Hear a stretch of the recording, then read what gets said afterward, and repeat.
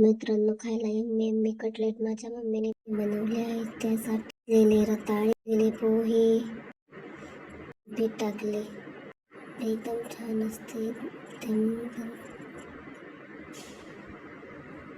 हिरवी मिरची ॲड केली. नंतर ते सगळं एकजीव करून त्याचा गोळा तयार करून घेतला. त्याचे गोल गोल गोळे करून त्याला टिक्कीचा आकार दिला.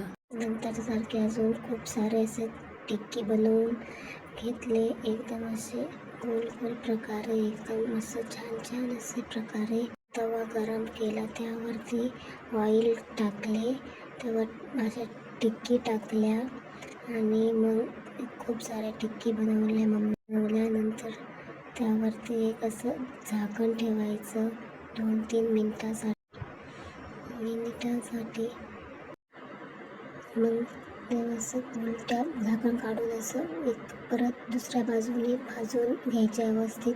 परत 2-3 मिनिटासाठी झाकण ठेवायचे. अशा प्रकारे आपण बघू शकता कसं बनवले आहे ते मम्मीने.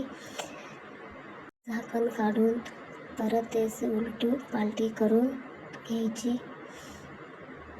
मग असं उलट्या पालटी करून झाल्यावरती एकदम मग एका साईडला प्लेटमध्ये काढून घेतले मम्मीने. या ठिकाणी काढून असं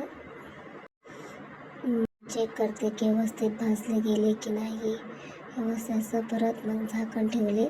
मग 2-3 मिनिटासाठी परत असं छानपैकी झाकण ठेवले गेले त्यावरती. अशा प्रकारे बनवून ते वेट करत आहे माझी मम्मी आता या ठिकाणी टिक्की होण्याची. मी कॅमेऱ्याला हात लावून कॅमेरा पाठवण्याचा प्रयत्न करत आहे. माझी मम्मी मला कॅमेरा सेट करत आहे. नंतर झाकण काढून घेतले. परत उलटी पालटी केले.